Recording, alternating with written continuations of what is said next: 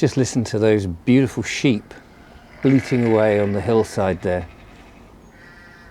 And those cows, the cattle in the far field. Ah, it's lovely living on a farm like this on a spring morning or winter morning. Wait, hang on a minute, hang on, who am I fooling? I don't live on a farm at all. I wish, but I do sometimes feel, looking at my videos, that my two up, two down townhouse in Worthing in West Sussex just sort of have that element of a townhouse on a farm or a farmhouse in a town. I quite like that.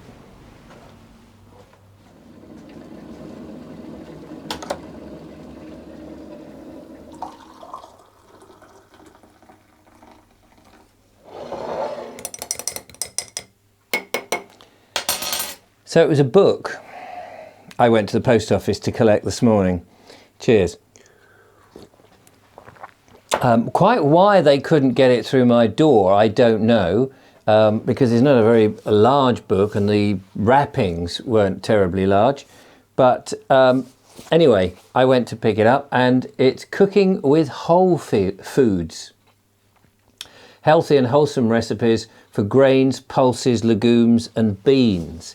And on my shelf behind me, as you will have seen, I've got all those sort of things, plus some nuts as well, and some packets, actually some packets up on the shelf above me. And I'm very thrilled to look at this. Here we go. This is exactly what I'm doing. Beans, peas, legumes, butter beans, and all of that. And what I'm after is some recipes for my new diet. I don't like the word diet because it has, I mean, as far as I understand, diet means just the food you eat. It doesn't necessarily mean a losing of weight thing, but it has that implication that you're eating a special regime of food in order to lose weight. And that's not really what it is. I'm doing it just to be healthy and have an alternative to too much meat. I'm still going to eat meat, but I want to eat proper meat, real meat, meat that's been fed on grass and things like that, organic, which I know is expensive, and people have said, oh, but Richard, you know, the average family can't afford to do that. I'm not the average family, I'm me. I'm doing it my way for me. I'm not doing it for anybody else. Just make that clear. So I'm looking for just ideas, really, what to do with these beans. Now so far I had a black bean chili, which was delicious actually, and then I've had a sort of, what was it, a curry. I had a curry with coconut milk, which was very nice, which was black bean and chickpeas, and that was delicious, and a whole load of other bits and bobs in there. But this book has got a whole load of great suggestions, so I'm very much looking forward to trying out some of these, and some of them of course have meat in them as well. So there's lots of things, seeds, beans, meats, and all of that. So I'll let you know how it goes and all the different recipes and things that you can do. I'm very much looking forward to that. However, this whole process has made me think, why couldn't the postman get the parcel through there? I didn't need to sign for anything. And I've got a box out the front, but maybe the postman didn't want to put it in there in case it was stolen. And I think I need to make a new lid.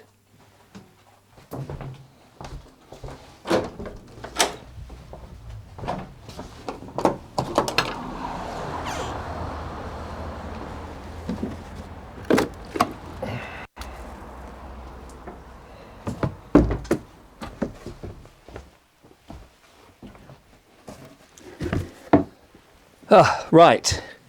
So I've got a bit of another little project on then.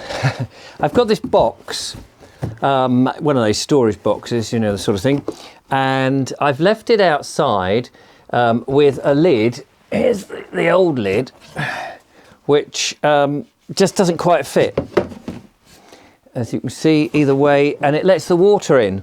And I think one of the problems is that if a postman puts the parcel in here, and it's been raining or it's just damp, it fills up with water. So what I need is a different lid. And I used to have a box out there which came from my dad's place. He actually had a post box on his wall, and I took that off, and I'd been using that for a long time, but it fell to bits the other day. It was all plywood construction, and it must have been about 20 or 30 years old in the first place. So this would be ideal. And I've got this old gash bit of wood that also came out of the van, or was part of the floor of the van. My table here, I've made the top of it. So I thought I could put a bit of linseed oil or something on there, varnish, whatever, on the top. It's got a strange cutout, as you can see, but let's move some of these books. Hang on, let's just shunt some of these out the way. You can see I love my books, I really do. So if that's on here like this, I think that will just cover it. Chop down here, put a batten that side and a batten that side so it sits on underneath, and possibly a handle to lift it up, and a sign that says post. Stick it out the back there, out the front rather, and maybe this will work, and that hopefully the postman will know to put parcels and any delivery that will sit in there. So that's the plan.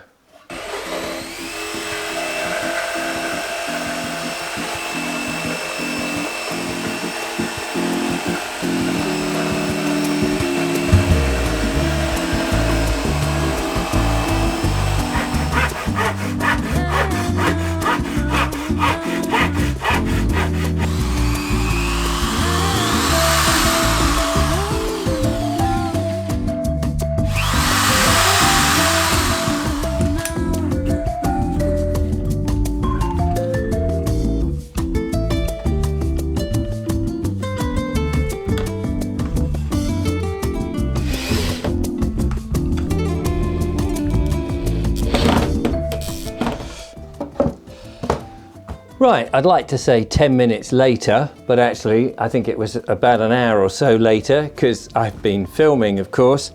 But we do have the battens on, and it's the moment of truth. That seems to fit that way, but let's turn it this way, and there it is. Look at that, there's just room here. And it sits on there, and the reason for the battens is so it doesn't just slide off or move about. It can obviously slide this way, but so you could do that if you wanted to put a parcel in, or you could just lift it up. But mainly it will keep it dry, I think. And I'm going to put some linseed oil on here in a moment. But before all of that, I had a visitor, Lynn B, one of my lovely viewers, popped round, and she gave me this. These are leaves from a bay tree on a string. But she didn't just give me these. These are to go above the essie and dry out and be used in cooking with beef type meals, she says. But she also gave me a lovely bay tree for my front garden. How about that? And it's in a pot at the moment. She said I could plant it, but it may grow to be a monstrosity. So for the moment, I'm going to keep it in a pot, but I could put it in a bigger pot later on and let it grow a bit. She said it'll grow anywhere. So that's really kind. Thank you so much, Lynn. And it was lovely to have a conversation with her. She just popped round on the off chance, and she said, here, this is for your cooking. So I need to find somewhere above the essie to dry these out. So I think I'll tie a little thing and let them dangle.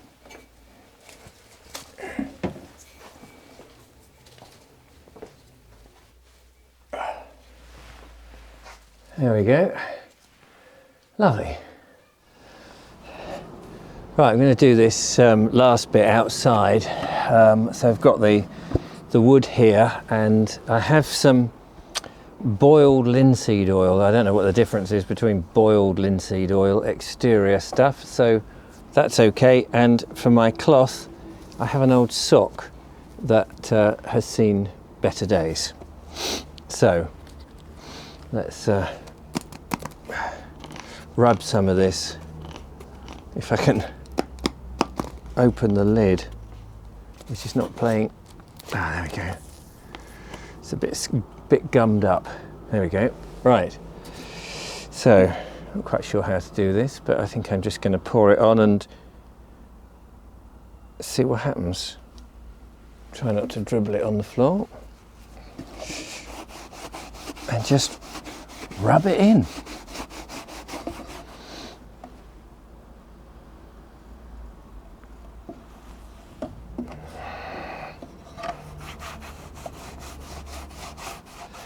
Right, I think I've done now. I think this is pretty much okay. I've only given it one coat. I tell you what, this plywood seems to be very porous. It's just sunk straight into it, which is great. The reason I have done this outside is that the linseed oil has a very pongy aroma, and I've noticed that it lingers in the house, so better to do that outside. I haven't had enough to do the other side, so I'll have to get some more linseed oil on another occasion, but that seems to be okay.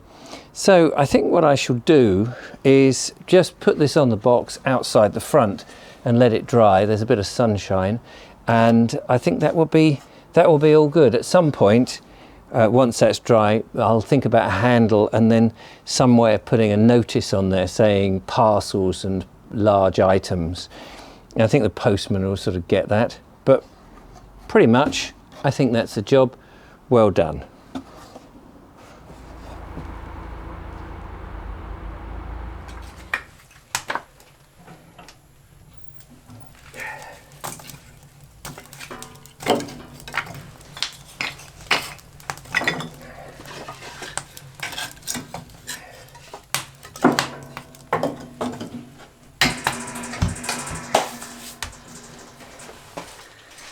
The smell of wood smoke. Oh, you can't beat it. It's lovely. I think that is my smell when I've got my washing hanging up here, hanging down. You know, there's no fear that there's the sort of lonely old man in his house smell, whatever that is. You know, when you've been in these places, old people's houses, and you go, oh, hang on a minute.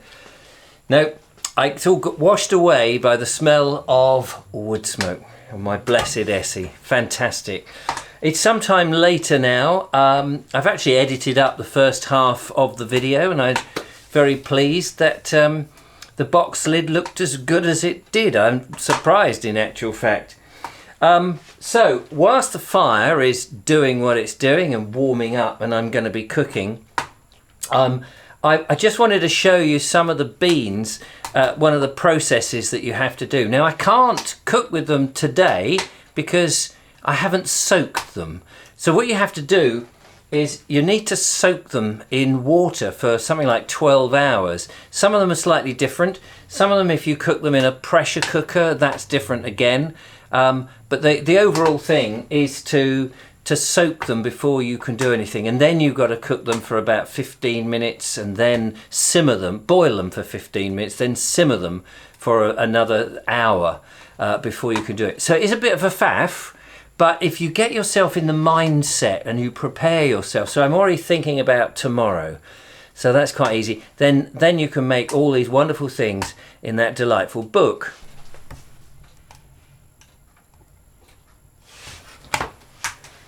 So they will, I think, they'll start swelling out a little bit. So I may actually have to transfer them from this into another pot. These are the chickpeas, and you probably, I mean, I don't want to be telling you, I don't want to be telling you to suck eggs. You know what I'm trying to say, because you probably know all this anyway. But for those that don't, these are the red kidney beans. Of course, to save that effort, you can just buy them in a can, and I have been unable at the moment in the supermarket to find dried butter beans, and also I want to find some broad beans. Now I've got some frozen broad beans that are fresh, which are nice, and butter beans.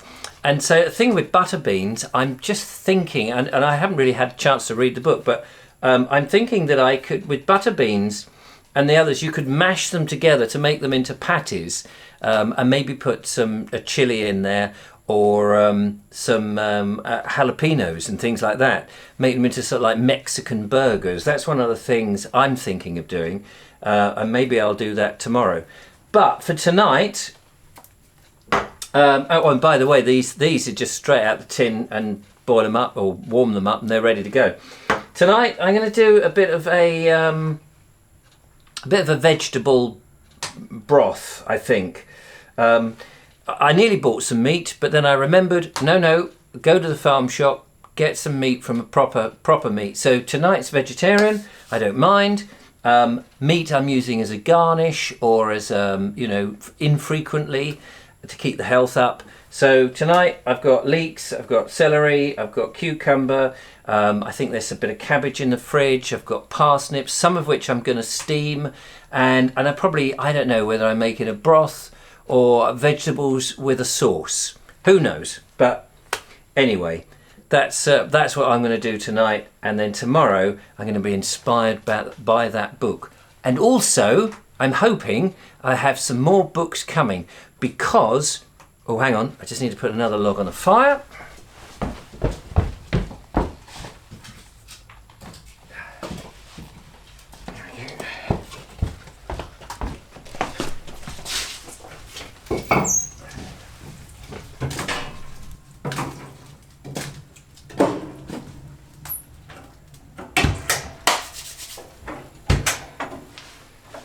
Whew, good, that's better. Got to keep the fire going, warm up the place on these cold nights. Now, I was going to tell you about another book that I found. I know, me and my books, I know. But look, this is an authoress, or author, I suppose, authoress, author, whatever. Dorothy Hartley, no relation to the lovely Julia Hartley, of course. Food in England, a classic. This was published, I think, in 1954. A massive tome of information about food, not right from, from the very basics, from creating a fire, from chimney stacks, to the types of cuts of meat, to, let's have a look, all sorts of meat, how people cooked through history, how they seasoned their meat. Then all the other types of stuff, poultry and game and eggs and fish, salting, Elizabethan households, using seaweeds, vegetables and so on and so forth, herbs and spices and flowers. I think it's got here, Delia Smith was incredibly inspired by it. She says, a classic book without a worthy successor, a must for any English cook. And whilst I'm using, I suppose, these pulses and legumes and stuff, perhaps you might think, sort of Mediterranean type diet, I also want to have a look at things that are in season, things that come from England, because it's my quest for England, of course. And I'm going to be delving in here, I can see, and looking at some of the traditional stuff that we used to eat. So I am going to be eating meats and things like that, and explore some of the older stable dinners and foodstuffs from England. I'm very excited in how things were made and produced and cut and all of that. And I think in the future, I quite how I'm going to do this. This is just off the spare of the cuff and the excitement and all the rest of it. But when we can get back out, and we're pretty much out now, and some of these big old country houses are open, I want to see some of the utensils that they talk about in the big country house, as well as then trying to emulate here in my kitchen some of the smaller stuff in the traditional ways with my beautiful Essie and my lovely fire. Well, that's it for this video. Thank you so much for watching, and I hope that you've enjoyed or got something out of it. I will be out on the Sussex border path, I will be out exploring England and on my trips, and I will be doing domestic stuff, all as I explore the eccentric world of England. Anyway, don't forget to follow, like and subscribe, and if you want to help and support this channel, keep me going, then don't forget you can donate at baldexplorer.com, and a small donation really helps put diesel in the van and also bring me, some of these wonderful tidbits of information that we can share together. Till next time, take care. Bye bye. Oh yeah, this is great.